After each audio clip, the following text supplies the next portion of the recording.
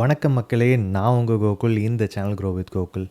நம்மளோட கடைசி வீடியோ ரொம்ப லென்த்தாக இருந்தாலும் ரொம்ப டீட்டெயில்டாகவும் புது புது டேர்ம்ஸோடவும் அதை மக்கள் எல்லாருமே புரிஞ்சுக்கிற விதமாகவும் இருந்துச்சுன்னு நிறைய பேர் ஃபீட்பேக்ஸ் கொடுத்துருந்தீங்க. மிக்க நன்றி. சரி, போன வீடியோவில் நம்ம எமர்ஜென்சி ஃபண்ட்லேருந்து எப்படி நம்ம இன்கமோ இல்லை ப்ராஃபிட்டோ ஜென்ரேட் பண்ண முடியும், அது சும்மா ஒரு இடத்துல ஐடியலாக உட்கார வேண்டியதில்லை, அதுலேருந்தும் நம்ம இன்கம் ஜென்ரேட் பண்ண முடியும் அப்படிங்கிறத பார்த்தோம். எதனால் அந்த எமர்ஜென்சி ஃபண்டை ரொம்பவே முக்கியம் அப்படிங்கிறதையும் பார்த்தோம். இன்றைக்கி என்ன பார்க்க போகிறோம் அப்படின்னா, டேர்ம் இன்சூரன்ஸ். அதாவது உங்கள் லைஃப் இன்சூரன்ஸ்னு சொல்கிறீங்களா, எல்ஐசி அந்த மாதிரிலாம் போடுறீங்களே, அதே தான். பட் எல்ஐசி இல்லாமல் பொதுவாக உங்கள் லைஃப்பை இன்ஷூர் பண்ணுற ஒரு இன்சூரன்ஸ் அப்படிங்கிறத பார்க்க போகிறோம். எதனால் இந்த டேர்ம் இன்சூரன்ஸ் முக்கியம்னு சொல்கிறேன். டேர்ம் இன்சூரன்ஸ் ஜென்ரலாக என்ன பண்ணுவாங்க அப்படின்னா, நீங்கள் ஒரு பர்டிகுலர் சம்மை நீங்கள் டேர்ம் இன்சூரன்ஸை எடுப்பீங்க. சரி, நீங்கள் ₹1,00,00,000 ஒரு டேர்ம் இன்சூரன்ஸ் எடுக்கிறீங்க அப்படின்னா, ஒருவேளை உங்களுக்கு ஏதோ ஒன்று ஆயிடுச்சு, அன்ஃபார்ச்சுனேட்டாக நீங்கள் இறந்து போயிடுறீங்க அப்படின்னா, அந்த ₹1,00,00,000 உங்கள் ஃபேமிலிக்கு கொடுத்துருவாங்க. ஓகேவா? இதுதான் சிம்பிளாக நம்ம டேர்ம் இன்சூரன்ஸ்னு பார்க்க போகிறோம். இந்த டேர்ம் இன்சூரன்ஸை நம்ம எப்படி எடுக்கணும், என்னென்னலாம் பார்த்து எடுக்கணும் அப்படிங்கிறது தான் இந்த வீடியோவில் ஃபுல்லாக பார்க்கலாம். ஓகேவா? ஃபஸ்ட்டு எவ்வளோக்கு டேர்ம் இன்சூரன்ஸ் எடுக்கணும் அப்படின்னு பார்ப்போம். உங்களோட இன்கம் ஒரு 10 லட்சம் அப்படின்னு வைங்க. இன்ட்டு 25 டைம் உங்களோட டேர்ம் இன்சூரன்ஸ் இருக்கணும். அதுதான் ஜென்ரல் தம்ப் ஆஃப் ரூல். இப்போ 10 லட்சம் உங்கள் வருஷம் வருமானம் அப்படின்னா ஒரு ₹2,50,00,000 நீங்கள் ஒரு டேர்ம் இன்சூரன்ஸ் எடுத்துக்கணும். ஓகேவா? அடுத்தது, உங்கள்கிட்ட எவ்வளோ கடன் இருக்குது. பேசிக்காக உங்கள்கிட்ட ஒரு 50 லட்ச ரூபா கடன் இருக்குன்னா அதையும் உங்கள் டேர்ம் இன்சூரன்ஸ் கூட ஆட் பண்ணிக்கணும். ஸோ 2,50 கோடி முன்னாடியே இருக்குது, கூட ஒரு 50 லட்சம் அப்படின்னா ₹3,00,00,000 உங்களுக்கு டேர்ம் இன்சூரன்ஸ் வேணும். அது போக உங்கள் கிட்ஸோட எஜுகேஷன், இல்லை சீக்கிரம் உங்கள் குழந்தைக்கு கல்யாணம் நடக்க போகுது அப்படின்னா அந்த எக்ஸ்பென்சஸையும் நீங்கள் ஏற்றுக்கணும். அதாவது ஒரு 5 இயர்ஸ் 10 இயர்ஸ்குள்ளே இதெல்லாம் நடக்க போகுது அப்படிங்கிற அசம்ஷனில் நீங்கள் அதுக்கு எவ்வளோ உங்களுக்கு காசு தேவைப்படுமோ அதையும் ஆட் பண்ணிக்கணும். ஸோ அது ஒரு 50 லட்சம்னு போட்டிங்கன்னா ₹3,00,00,000 ஆயிடுச்சு. இப்போ இந்த ₹3,00,00,000 நீங்கள் டேர்ம் இன்சூரன்ஸ் எடுக்கிறதுனால உங்களுக்கு என்ன ஆக போகுதுன்னு பார்ப்போம். நீங்கள் சப்போஸ் ஏதோ ஒரு ரீசனால் ஒரு ஆக்சிடெண்ட்லேயோ இல்லை சடன் ஹார்ட் அட்டாக்லேயோ இந்த மாதிரிலாம் எதுவும் நடக்கக்கூடாதுன்னு நம்ம வேண்டிப்போம். பட் இன்கேஸ் நடந்துருச்சு அப்படின்னா நீங்கள் எடுத்து வச்சுருக்க 50 லட்ச ரூபா ஹோம் லோனை யார் கட்டுவா? உங்களோட குழந்தையோட படிப்பு செலவை யார் ஏற்றுக்குவா? உங்கள் குழந்தைக்கு கல்யாணம் பண்ணி தான் ஆகணும், அந்த குழந்தைக்கான கல்யாண செலவை யார் ஏற்றுக்குவா? உங்கள் மனைவி வேலை செய்யலைன்னா அவங்களுக்கு அந்த ஃபேமிலி ரன் பண்ணுறதுக்கான வருமானம் எங்கேருந்து வரும்? உங்களுக்கு உங்கள் அப்பா அம்மா இருப்பாங்களா? உங்கள் அப்பா அம்மாவுக்கு ஏதாச்சும் உடம்பு சரியில்லைன்னா அவங்கள யார் பார்த்துப்பா? எல்லாமே உங்களோட பொறுப்பாக தான் இருந்துச்சு. இப்போ எல்லாமே உங்கள் மனைவியோட பொறுப்பாக மாறும். அப்படி இல்லை அப்படின்னா உங்கள் குழந்தைகளோட பொறுப்பாக மாறும். அதுக்கு நீங்கள் சொத்து சேர்த்து வச்சுருந்துருக்கலாம். ஆனால் நீங்கள் இந்த டேர்ம் இன்சூரன்ஸ் எடுக்கலை அப்படின்னா அவங்க அந்த சொத்தை விரயம் பண்ணி விற்று அதுலேருந்து வர காசை உங்கள் லோனையெல்லாம் அடைச்சி உங்களோட மித்த செலவு, படிப்பு செலவு, கல்யாண செலவு, மெடிக்கல் எக்ஸ்பென்சஸ்ஸு, இது எல்லாத்தையுமே அந்த பர்டிகுலர் காசை, அதாவது உங்கள் சொத்தை விற்று வர காசில் தான் அவங்க செலவு பண்ணி ஆகணும்.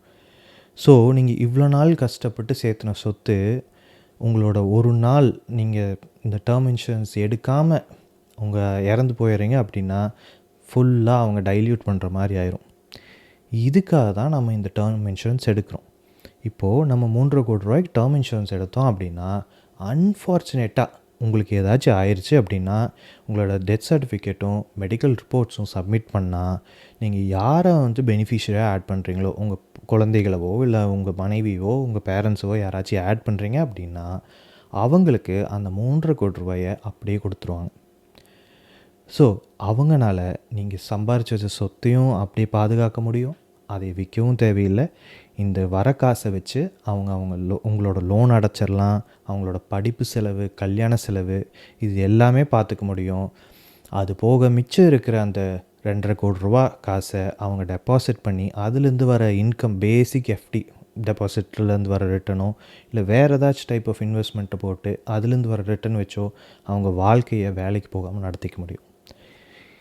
இவ்வளோ நாள் உங்களுக்காக உங்கள் வீட்டை பார்த்துக்கிட்டு உங்கள் குழந்தைகளை பார்த்துட்டு இருந்த உங்கள் பெற்றோர்களும் அவங்களோட கடைசி காலத்தில் எந்த ஸ்ட்ரெஸ்ஸும் இல்லாமல் அவங்க வாழ்க்கையை பார்த்துக்க முடியும். உங்களை மட்டுமே நம்பி வந்த உங்கள் மனைவி, உங்கள் குழந்தைகளையும் உங்கள் அப்பா அம்மாவையும் பார்த்துக்க வேலையை விட்டுட்டு வீட்டில் இருக்க உங்கள் மனைவி திரும்பவும் புதுசாக ஓட வேண்டியதில்லை, வேலையை தேடி ஓட வேண்டியதில்லை, வாழ்க்கையை தேடி ஓட வேண்டியதில்லை, வாழ்க்கையை நினச்சி பயப்பட வேண்டியதில்லை. நீங்கள் இல்லை அப்படிங்கிறது மிகப்பெரிய இழப்பு. அதை யாருனாலையும் ரீப்ளேஸ் பண்ண முடியாது. அட்லீஸ்ட் நீங்கள் இல்லை அப்படிங்கும்போது அவர் இல்லையே அப்படின்னு தான் அவங்க நினைக்கணும்.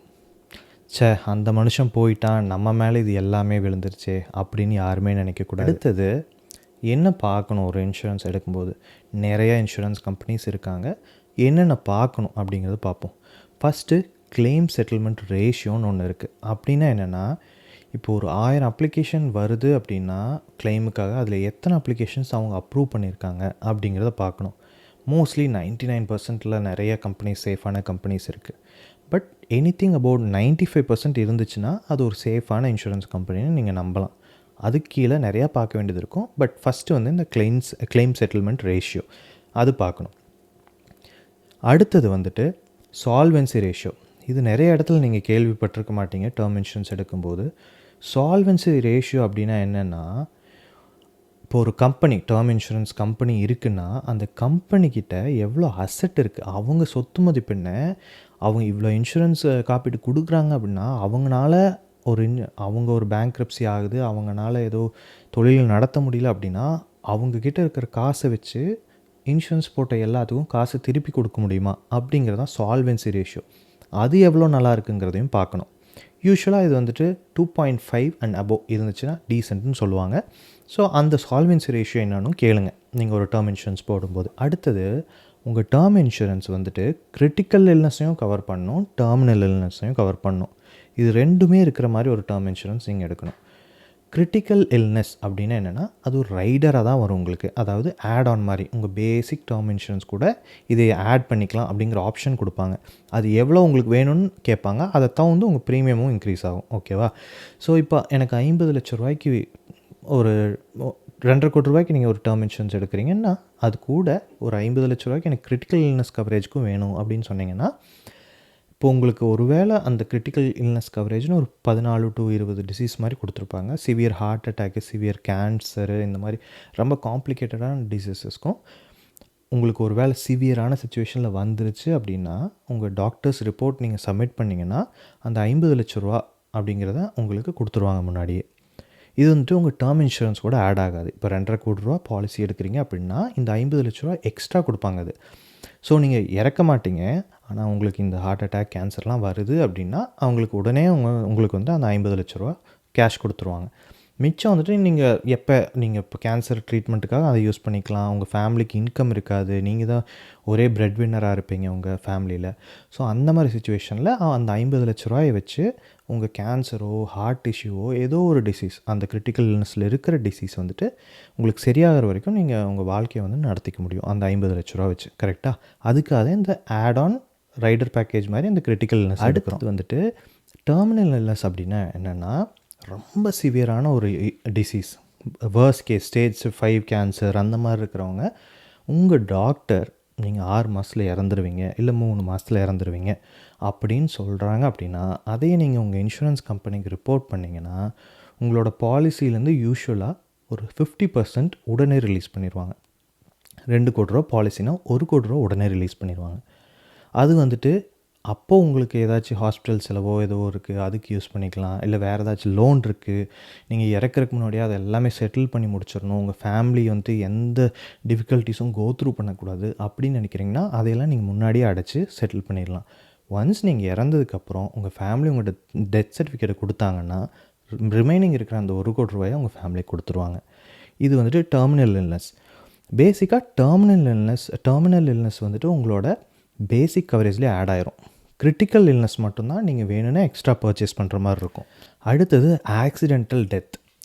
இப்போ 2 கோடி ரூபா நீங்கள் பாலிசி போட்டிருக்கீங்க, பட் இன்கேஸ் ஆக்சிடென்ட்னால நான் இறந்துட்டேன் அப்படின்னா எக்ஸ்ட்ரா 1 கோடி ரூபா என் ஃபேமிலிக்கு போகணும் அப்படின்னு நினச்சிங்கன்னா அதையும் ஆட் ஆனால் நீங்கள் ஆட் பண்ணிக்கலாம். நான் முன்னாடி சொன்னேன் இல்லையா, உங்கள் loan, marriage expenses, education expenses, இதுக்கு எல்லாமே உங்களுக்கு 1 கோடி ரூபா இருந்தால் போதும்னு நினச்சிங்கன்னா, நான் ஹெல்த்தியாக இருக்கேன், நான் இப்போதைக்கெல்லாம் சாக மாட்டேன், நல்லா நான் பிரிஸ்காக இருக்கேன், டெய்லி ஆக்டிவிட்டீஸ் பண்ணுறேன், எனக்கு வேறு எந்த டிசீஸும் வராது, வந்தால் நான் ஆக்சிடெண்ட்டில் தான் போயிடுவேன் அப்படின்னு நினைக்கிறீங்க அப்படின்னா இந்த எக்ஸ்ட்ரா கவரேஜ் எடுத்துட்டிங்க அப்படின்னா உங்களுக்கு திடீர்னு ஆக்சிடெண்ட்டில் போனீங்கனாலும் உங்கள் ஃபேமிலி எந்த சஃபரும் ஆக வேண்டியதில்லை. இமீடியட்டாக அந்த எக்ஸ்ட்ரா 1 crore போயிடும் அவங்களோட லோன் இதெல்லாம். ப்ளஸ் நீங்கள் போட்டிருக்கிற அந்த 2 crores வந்துட்டு அவங்களுக்கு சேவிங்ஸாக போயிடும். ஓகேவா? அதுக்கு இந்த ஆக்சிடென்டல் டெத் பெனிஃபிட் வேணும்னா அதையும் நீங்கள் ஒரு ஆட் பண்ணிக்கலாம். அடுத்தது வெய்வர் ஆஃப் ப்ரீமியம்னு ஒன்று இருக்குது. அது என்னென்னா, சப்போஸ் உங்கள் பாலிசி நீங்கள் ப்ரீமியம் கட்ட வேண்டிய வருஷம் ஒரு 60 வயசு வரைக்கும் நீங்கள் கட்ட வேண்டியது இருக்குது அப்படின்னா, இன்கேஸ் ஆஃப் ஏதாவது உங்களுக்கு அந்த டெர்மினல் இல்னஸ் வருது அப்படின்னா, நீங்கள் அதிலிருந்தே உங்களோட ப்ரீமியம் கட்டுறதை நிறுத்திக்கலாம். நீங்கள் அதுலேருந்து ப்ரீமியம் கட்ட வேண்டியதில்லை, அது ஸ்கிப் ஆயிரும் அப்படியே. இது வந்துட்டு வெய்வர் ஆஃப் ப்ரீமியம். அடுத்தது இது கிரிட்டிக்கல் இல்னஸ்க்கும் அப்ளை ஆகலாம். அதை நீங்கள் உங்கள் டேர்ம் இன்சூரன்ஸ் எடுக்கும்போது நீங்கள் கேட்டுக்கோங்க. டெர்மினல் இல்னஸ் அப்போ மட்டும்தான் வெய்வர் ஆஃப் ப்ரீமியம் இருக்கா, இல்லை கிரிட்டிக்கல் இல்னஸ் அப்போவும் வெய்வர் ஆஃப் ப்ரீமியம் இருக்காங்கிறத நீங்கள் கேட்டுக்கோங்க. அடுத்தது ரிட்டர்ன் ஆஃப் ப்ரீமியம். ஒரு 70 வயசு வரைக்கும் கவர் ஆகிற ஒரு பாலிசி நீங்கள் எடுக்கிறீங்க. ஆனால் 60 வயசு வரைக்கும் தான் நீங்கள் பேமெண்ட் பண்ணுற மாதிரி இருக்கும். ஏன்னா இன் ஜென்ரல் அவங்க எப்படி வச்சுருப்பாங்கன்னா, ஒரு ரிட்டையர்மெண்ட் ஏஜோடு நான் நிறுத்திக்கிறேன் ப்ரீமியம் கட்டுறதை அப்படிங்கிற மாதிரி தான் யூஸ்வலாக பீப்புள் ஆப்ட் பண்ணுவாங்க. அப்படி இருக்கும்போது ஒரு 52ங்கிறது ரிட்டையர்மெண்ட் ஏஜ்னால் ஒரு 60 வயசு வரைக்கும் நம்ம கன்சிடர் பண்ணிக்கலாம். இப்போ 60 வயசு வரைக்கும் நீங்கள் ப்ரீமியம் கட்டிகிட்டு இருந்திருக்கீங்க. ஆனால் உங்கள் பாலிசி கவரேஜ் ஒரு 70 வயசு வரைக்கும் இருக்குது அப்படின்னா, அந்த 60 வயசு வரைக்கும் நீங்கள் ப்ரீமியம் கட்டினதுக்கு அப்புறம் நீங்கள் இன்னும் நல்லா ஹெல்த்தியாக தான் இருக்கீங்க அப்படின்னா, நீங்கள் வந்துட்டு எனக்கு இனி பாலிசி தேவையில்லை, என் பசங்கள்லாம் நல்லா சம்பாதிக்க ஆரம்பிச்சிட்டாங்க, நான் இனி இந்த பாலிசி எனக்கு தேவையில்லை, நான் கட்டின பணத்தை எனக்கு திருப்பி கொடுத்துருங்க அப்படின்னு சொன்னீங்கன்னா, நீங்கள் இது வரைக்கும் எவ்வளோ காசு கட்டியிருக்கீங்களோ அந்த ப்ரீமியம் அமௌண்ட்டை அந்த டைமில் உங்களுக்கு திருப்பி கொடுத்துருவாங்க. 30-40 வருஷத்துக்கு அப்புறம் நீங்கள் கட்டின ப்ரீமியம் ரொம்பவே கம்மியான அமௌண்ட்டாக தான் இருக்கும். பட் அந்த வயசில் உங்களுக்கு அது ஒரு எதுக்காச்சும் யூஸ் பண்ணிக்கலாமே அப்படிங்கிற ஒரு அமௌண்ட்டாக இருக்கும். இது வந்துட்டு ஒரு யூஸ்ஃபுல்லான ரைடர் தான். இதுவும் நீங்கள் வேணும்னா ஆப்ட் பண்ணிக்கலாம். இது ஒரு ஆப்ஷன். அடுத்தது டிசபிலிட்டி ரைடர். ஏதோ ஒரு ரீசன்னால், ஒரு ஆக்சிடெண்ட்னாலேயோ ஏதோனாலேயோ உங்களுக்கு ஒரு டிசபிலிட்டி வந்துடுது. அதாவது கை, கால் இந்த மாதிரி அன்ஃபார்ச்சுனேட் சிச்சுவேஷன்ஸ் தான். நான் இப்போ சொல்கிறது எல்லாமே டேர்ம் இன்சூரன்ஸுங்கனால உங்களுக்கு புரிகிற மாதிரி நான் சொல்லி தான் ஆகணும். நீங்கள் கை கால் இழந்துடுறீங்க, இல்லை கண் பார்வை இழந்துடுறீங்க, இந்த மாதிரி டிசபிலிட்டிங்கிறது இதுதான். உங்கள் இயலாமையினால் உங்களால் வேலைக்கு போக முடியாது, உங்களுக்கு வருமானம் வராது அப்படிங்கிறத சொல்லி நீங்கள் கிளைம் பண்ணிக்கலாம். அதுக்கான ப்ரீமியம்ஸ் கொடுப்பாங்க, இல்லை இன்கம் தர மாதிரி பிளான்ஸும் இருக்கும். மந்த்லி வந்து இவ்வளோ நாங்கள் ரிலீஸ் பண்ணுறோம் அப்படிங்கிற மாதிரி சொல்லுவாங்க டிசபிலிட்டி வந்துருச்சுன்னா. ஸோ அதுவும் ஒரு ஆடானாக இருக்கும். அதை வேணுனாலும் நீங்கள் ஆப்ட் பண்ணிக்கலாம். ஓகே, இப்போது இது வரைக்கும் ஒரு டேர்ம் இன்சூரன்ஸ் எடுக்கும்போது உங்களோட ஏஜென்ட்கிட்டேயோ இல்லை டைரெக்டாக நீங்கள் ஒரு கம்பெனியில் போய் எடுக்கிறீங்கனாலோ என்னென்னலாம் கேட்கணும், அந்த பாலிசியில் உங்களுக்கு என்னென்னலாம் தேவை அப்படிங்கிறத நான் எக்ஸ்பிளைன் பண்ணிட்டேன். மோஸ்ட்லி இவ்வளோ தான். இதுக்கு மேலே வேறு ஏதாச்சும் ஒரு ரைடர்ஸோ ஏதாச்சும் உங்களுக்கு அவங்க திணிக்க பார்க்குறாங்க அப்படின்னா அது தேவையாங்கிறத யோசிச்சுட்டு எடுங்க. ஒவ்வொரு ரைடர் நீங்கள் ஆட் பண்ணும்போதும் உங்களோட ப்ரீமியம் இன்க்ரீஸ் ஆக போகுது. ஓகேவா? அடுத்தது எதனால் நீங்கள் ஒரு டேர்ம் இன்சூரன்ஸ் எடுக்கணும், என்னென்ன பார்த்து எடுக்கணுங்கிறத பார்த்தோம். யார் எந்த டைமில் எடுத்தால் என்ன பெனிஃபிட்ஸ் கிடைக்கும் அப்படிங்கிறதையும் இப்போ சொல்கிறேன். ஃபஸ்ட்டு, இந்த டேர்ம் இன்சூரன்ஸுங்கிறது நம்ம மெடிக்கல் இன்சூரன்ஸ் மாதிரி வருஷம் ப்ரீமியம் இன்க்ரீஸ் ஆகாது. எவ்வளோ சின்ன வயசில் நீங்கள் ஒரு இன்சூரன்ஸ் எடுக்கிறீங்களோ அப்போது உங்கள் ப்ரீமியம் கம்மியாக இருக்கும். அந்த ப்ரீமியம் தான் நீங்கள் அந்த என்டையர் டேர்ம் இன்சூரன்ஸ் பாலிசிக்குமே நீங்கள் கண்டினியூஸாக கட்டுற மாதிரி இருக்கும். ஒரு 22 வயசில் நீங்கள் பிஇ முடிச்சிட்டோ இல்லை பேச்சுலர்ஸ் பேசிக்காக முடிச்சுட்டு நீங்கள் வேலைக்கு போனோன்னே ஒரு டேர்ம் இன்சூரன்ஸ் ஆப்ட் பண்ண ட்ரை பண்ணிடுங்க. ப்ரீமியம் ரொம்பவே சீப்பாக இருக்கும். அதுவே நீங்கள் 30 வயசுக்கு மேலெலாம் எடுக்கிறீங்கன்னா உங்களோட ப்ரீமியம் ஆல்மோஸ்ட் டபுள் ஆகிற மாதிரி இருக்கும். அங்கேயே 40 வயசுக்கெல்லாம் போயிட்டிங்கன்னா அதுலேருந்து டபுள் ஆகும். 50 வயசு ரீச் பண்ணிட்டீங்க அப்படின்னா மோஸ்ட்லி யாருமே உங்களுக்கு டேர்ம் இன்சூரன்ஸ் கொடுக்க மாட்டாங்க. அடுத்தது, நீங்கள் ஒரு டேர்ம் இன்சூரன்ஸ் எடுக்கும்போது உங்களுக்கு என்னென்ன ஹேபிட்ஸ் இருக்கோ, உங்களுக்கு ஏதாச்சும் ஆல்ரெடி தெரிஞ்ச இல்னஸ் இருக்குது, ஹார்ட் அட்டாக் இருக்குது, கிட்னி இஷ்யூஸ் இருக்குது, இல்லை வேறு ஏதாச்சும் டயபெட்டிஸ் இருக்குது, ஸ்மோக்கிங் ஹேபிட் இருக்குது அப்படின்னா இது எல்லாமே டிஸ்க்ளோஸ் பண்ணிவிட்டு இன்சூரன்ஸ் எடுங்க. ஒருவேளை நீங்கள் இந்த ஹேபிட்லாம் இருக்குது ஆனால் மறைச்சிட்டு அந்த இன்சூரன்ஸ் பாலிசி எடுக்கிறீங்க அப்படின்னா நீங்கள் இறந்ததுக்கப்புறம் உங்கள் ஃபேமிலினால் இந்த இன்சூரன்ஸை கிளைம் பண்ண முடியாது. இன்னொன்று என்னென்னா, நீங்கள் டேர்ம் இன்சூரன்ஸ் எடுக்கும்போதே இதெல்லாம் நீங்கள் சொல்லலை அப்படின்னா, ஃபஸ்ட்டு நீங்கள் ஒரு டேர்ம் இன்சூரன்ஸ்க்கு அப்ளை பண்ணுறீங்க அப்படின்னா ஃபஸ்ட்டு ப்ரீமியமை நீங்கள் கட்டிடுவீங்க அவங்கக்கிட்ட. அதுக்கப்புறம் அவங்க உங்களை மெடிக்கல் டெஸ்ட்ஸ்க்கு அனுப்புவாங்க. அந்த டெஸ்ட் ரொம்பவே டீட்டெயிலானது. உங்களோட ஃபுல் பாடியோட அனாலஜி எல்லாமே அவங்களுக்கு தெரியும். ஹெச்ஐவி முதல் கொண்டு, பிளட் ஒர்க் முதல் கொண்டு, கொலஸ்ட்ரால் முதல் கொண்டு, உங்களோட யூரின் சாம்பிள்ஸ்லேருந்து நீங்கள் நிக்கோட்டின் கண்டென்ட் இருக்கா அப்படிங்கிற வரைக்கும் அவங்க டெஸ்ட் பண்ணிட்டு தான் உங்களுக்கு ஒரு டேர்ம் இன்சூரன்ஸ் கொடுப்பாங்க. சின்ன வயசில் இருக்கிறவங்களுக்கு நீங்கள் மேபி டிஸ்க்ளோஸ் பண்ணலன்னா வீடியோ மெடிக்கல்ஸ்லேயே அவங்க டேர்ம் இன்சூரன்ஸ் கொடுத்துருவாங்க. பட் லேட்டர் கிளைம் அப்போ உங்களுக்கு பிரச்சனை வரும். அதனால் நீங்கள் அப்ளை பண்ணும்போதே நீங்கள் இதெல்லாம் சொல்லிவிட்டு அப்ளை பண்ணிட்டீங்கன்னா பிரச்சனை கிடையாது. ஒருவேளை இந்த டெஸ்ட் ரிசல்ட்ஸ் எல்லாம் மாறி வந்துச்சு நீங்கள் அப்ளை பண்ணதுக்கப்புறம் அப்படின்னா அவங்க அதுக்கப்புறம் வந்து உங்களோட பாலிசியவே கேன்சல் பண்ணிடுவாங்க. ஒன்ஸ் உங்கள் பாலிசி கேன்சல் ஆயிடுச்சுன்னா அந்த நெட்வொர்க்கில் இருக்கிற எல்லாத்துக்குமே அந்த இன்ஃபர்மேஷன் போயிடும். வேறு எந்த கம்பெனியும் உங்களுக்கு பாலிசி கொடுக்க ரெடியாக இருக்க மாட்டாங்க. நல்லா இதெல்லாம் ஞாபகம் வச்சுக்கோங்க, இது யாருமே சொல்ல மாட்டாங்க. அதனால் உண்மையை மட்டுமே சொல்லி பாலிசி எடுங்க. அதே மாதிரி ஓவர் வெயிட்டாக இருக்கிறீங்க என்ன மாதிரி அப்படின்னா நீங்கள் இன்சூரன்ஸ் எடுக்கிறதுக்கு முன்னாடி அதையும் டிஸ்க்ளோஸ் பண்ணிடுங்க. வெயிட்டையும் ஹைட்டையும் நீங்கள் கேல்குலேட் பண்ணிவிட்டு உங்களோட பிஎம்ஐயை ஃபஸ்ட்டு கண்டுபிடிங்க. ஓகேவா? நீங்கள் பிஎம்ஐ கேல்குலேட்டர்னு ஆன்லைனில் போடுங்க. உங்கள் ஹைட்டையும் உங்கள் எக்ஸாக்ட் வெயிட்டையும் போட்டிங்கன்னா ஒரு பிஎம்ஐ நம்பர் வரும். அந்த பிஎம்ஐ நம்பர் ஒரு 25 ரேஞ்சில் இருந்துச்சுன்னா தான் உங்களுக்கு கம்மி ப்ரீமியமில் ஒரு டேர்ம் இன்சூரன்ஸ் கிடைக்கும். 30 ரேஞ்சுக்குள்ளே இருந்தால் தான் உங்களுக்கு டேர்ம் இன்சூரன்ஸே கிடைக்கும். ஒருவேளை உங்கள் ரேஞ்ச் 32 எல்லாம் க்ராஸ் ஆகிருக்கு அப்படின்னா நீங்கள் அப்ளை பண்ணும்போது அவங்க எதுவுமே உங்கள்கிட்ட சொல்ல மாட்டாங்க. சரிங்க எல்லாம் பார்த்துக்கலாம் பண்ணிக்கலாம்னு சொல்லுவாங்க. பட் நீங்கள் அப்ளை பண்ணதுக்கப்புறம் உங்களோட பிஎம்ஐ அதிகமாக இருந்துச்சுனாங்கன்னா டேர்ம் இன்சூரன்ஸ் ரிஜெக்ட் பண்ணிடுவாங்க. அப்போது திருப்பியும் நீங்கள் ஒரு 6 மந்த்ஸ் வெயிட் பண்ணுங்கள், திருப்பியும் உங்கள் பிஎம்ஐ கம்மி பண்ணிட்டு வாங்க அப்படின்னு சொல்லிடுவாங்க. நீங்கள் வேறு ஒரு கம்பெனிக்கிட்டையும் போய் இன்சூரன்ஸ் எடுக்க முடியாது. அதனால தான் திருப்பி சொல்கிறேன், உங்களோட பிஎம்ஐ ஒரு 25 ரேஞ்சில் இருக்கிற மாதிரி பார்த்துக்கோங்க. உங்களோட இது ஒரு மோட்டிவேஷனாக எடுத்துகிட்டு உங்கள் வெயிட்டையும் ஹைட்டையும் பேஸ் பண்ணி வெயிட்டை கம்மி பண்ண பாருங்கள். பிஎம்ஐ ஒரு 25 ரேஞ்சில் கொண்டு வர பாருங்கள். அதுக்கப்புறம் ஒரு டேர்ம் இன்சூரன்ஸுக்கு அப்ளை பண்ணுங்கள். அடுத்தது ரொம்ப முக்கியமான விஷயம், கடைசி விஷயம், யூலிப்பையும் டேர்ம் இன்சூரன்ஸையும் மிக்ஸ் பண்ணிக்காதீங்க. யூலிப்புங்கிறது ஒரு இன்வெஸ்ட்மெண்ட் பிளானு, டேர்ம் இன்சூரன்ஸுங்கிறது ஒரு லைஃப் இன்சூரன்ஸு. ஓகேவா? நீங்கள் அதை என்ன பண்ணுது அந்த பாலிசி, அதுலேருந்து என்ன பெனிஃபிட்ஸ் வருதுங்கிறத நல்லா புரிஞ்சுக்கிட்டு அப்ளை பண்ணுங்கள். யூலிப் என்ன பண்ணும், டேர்ம் இன்சூரன்ஸ் என்ன பண்ணும் அப்படிங்கிறத நான் தெளிவாக சொல்லிட்டேன் உங்களுக்கு முன்னாடியே. திருப்பியும் கொஞ்சம் நம்பர்ஸோடு நான் சொல்கிறேன் உங்களுக்கு. ஃபஸ்ட்டு யூலிப் என்ன பண்ணுன்னா, உங்களோட நீங்கள் கட்டுற காசை அவங்க ஒரு மியூச்சுவல் ஃபண்ட்லேயோ சந்தையிலையோ பங்குச்சந்தையிலையோ போட்டு அந்த பர்டிகுலர் ஃபண்டு என்ன ரிட்டர்ன்ஸ் கொடுக்குதோ அதை பேஸ் பண்ணி தான் உங்களோட பாலிசியோட வேல்யூ இன்க்ரீஸ் ஆகும். மெச்சூரிட்டியில் உங்களுக்கு அந்த அமௌண்ட்டும் வரும். நம்ம இப்போது ஒரு 1 crore டேர்ம் இன்சூரன்ஸையும் ஒரு 1 crore யூலிப் கவரேஜையும் கம்பேர் பண்ண போகிறோம். ரெண்டுமே நம்ம ஒரு 10 வருஷத்துக்கு ப்ரீமியம் கட்ட போகிறோம்னு எடுத்துக்க போகிறோம். நீங்கள் டேர்ம் இன்சூரன்ஸுக்கு எவ்வளோ ப்ரீமியம் கட்டுவீங்கன்னா வருஷத்துக்கு 25,000 கட்டுவீங்க. அதே யூலிப்புக்கு நீங்கள் வருஷத்துக்கு 1,00,000 கட்டுவீங்க. இங்கேயே கிட்டத்தட்ட நீங்கள் 75,000 சேவ் பண்ணுவீங்க வருஷத்துக்கு. மொத்தம் 10 வருஷத்தில் டேர்ம் இன்சூரன்ஸுக்கு நீங்கள் 2,50,000 பே பண்ணியிருப்பீங்க. அதே யூலிப்புக்கு நீங்கள் 10,00,000 பே பண்ணியிருப்பீங்க. அதே மாதிரி ஒரு யூலிப் பிளான் நீங்கள் செலக்ட் பண்ணும்போது அதில் நிறையா கைண்ட் ஆஃப் சார்ஜஸ் இருக்குது.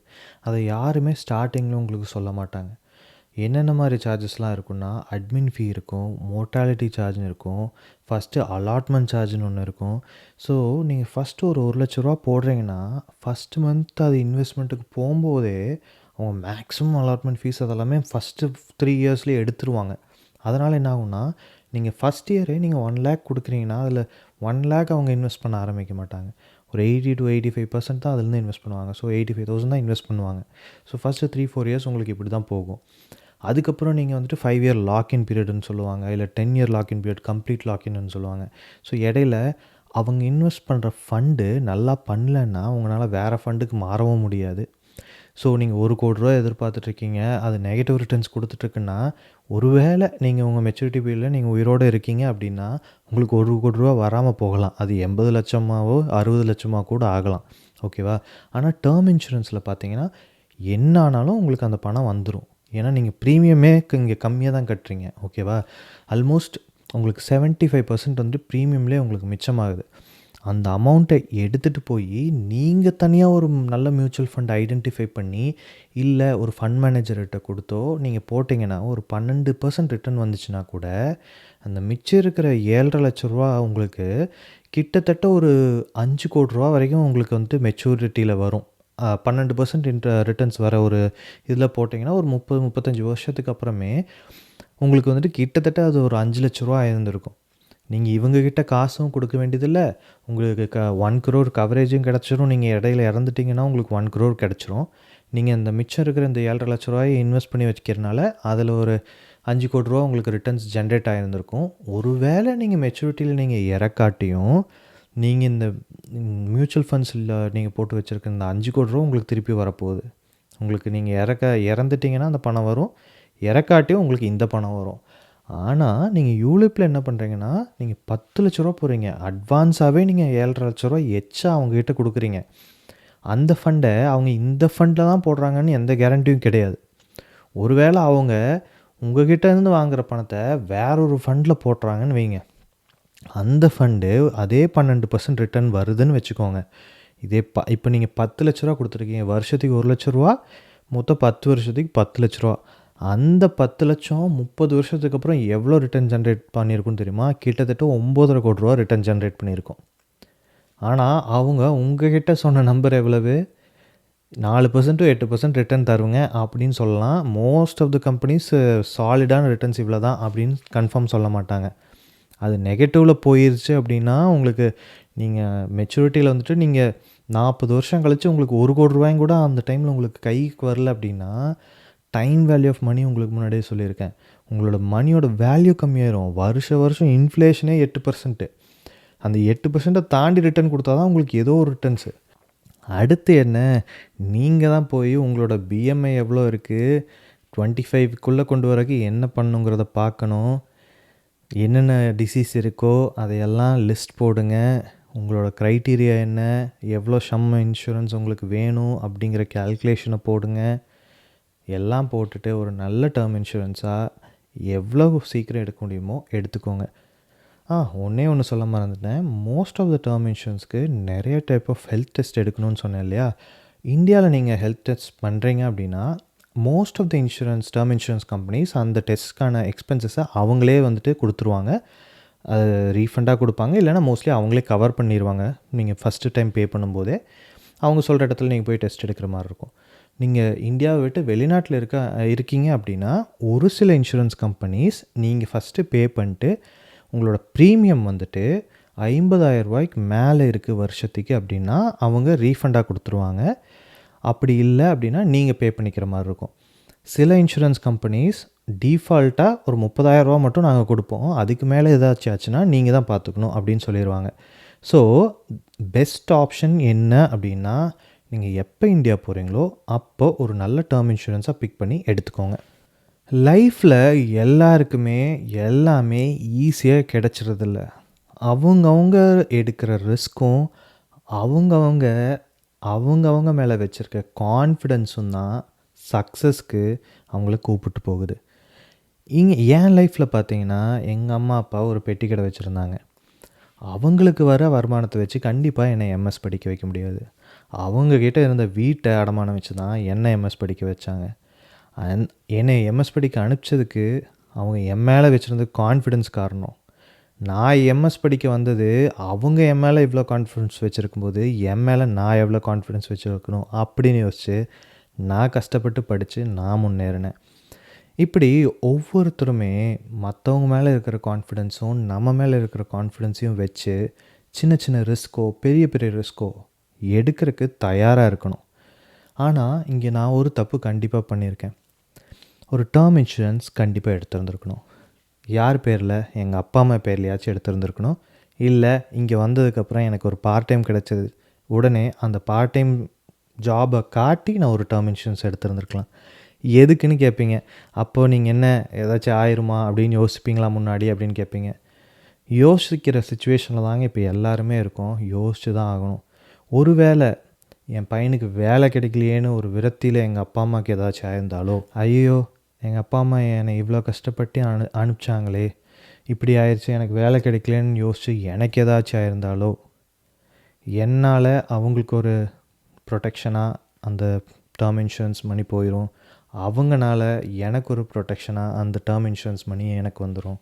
அட் தி எண்ட் யாராச்சும் ஒருத்தர் பெனிஃபிட் ஆவாங்க, யாராச்சும் ஒருத்தர் இங்கே காப்பாற்றப்படுறாங்க. கரெக்டாக? அதுக்காக தான் இந்த டேர்ம் இன்சூரன்ஸுங்க. இதை சொல்லி முடிக்கும்போது நான் ஒரு பர்டிகுலர் சிச்சுவேஷனை நான் இந்த கம்ப்ளீட் வீடியோவில் மிஸ் பண்ணிட்டேன். அது என்னென்னா சூசைட். யாருமே அந்த சிச்சுவேஷனுக்கு தள்ளப்படக்கூடாது. பட் வேர்ஸ்ட் கேஸ், வாழ்க்கை எங்கேயோ உங்களை கூப்பிட்டு போயிடுது, அந்த சிச்சுவேஷனுக்கு யாராச்சும் தள்ளப்படுறீங்க அப்படின்னா அப்போவும் இந்த டேர்ம் இன்சூரன்ஸ் கவர் பண்ணுவாங்க. எந்த சிச்சுவேஷனில் அப்படின்னா, நீங்கள் டேர்ம் இன்சூரன்ஸ் எடுத்து 2 வருஷத்துக்கு மேலே ஆயிடுச்சு அப்படின்னா அந்த டைமில் உங்களோட டெத் ஒரு சூசைடல் டெத்தாக இருந்தால் அப்போவும் இன்சூரன்ஸ் கம்பெனிஸ் உங்களுக்கு பணத்தை கொடுத்துருவாங்க. இந்த பர்டிகுலர் டேர்மையும் நீங்கள் டேர்ம் இன்சூரன்ஸ் போடும்போது கேட்டுக்கோங்க. அவ்வளோதான் மக்களே, இன்றைக்கி வீடியோ கொஞ்சம் டீட்டெயில்டாக இருந்தாலும் சில விஷயங்கள் நான் சொன்னது கஷ்டமாக இருந்தாலும், நினச்சி பார்க்க முடியாத சிச்சுவேஷனாக இருந்தாலும், எப்போவுமே ஒரு வேர்ஸ்ட் சிச்சுவேஷனை திங்க் பண்ணி அதுக்கான ரெசல்யூஷனோடு நீங்கள் ரெடியாக ப்ரிப்பேர்டாக இருந்தீங்கன்னா தான் உங்களோட பெஸ்ட் அவுட்கம்மை நீங்கள் எந்த கவலையும் இல்லாமல் கொண்டு வர முடியும். அடுத்த வீடியோவில் சந்திப்போம் மக்களே. பாய்.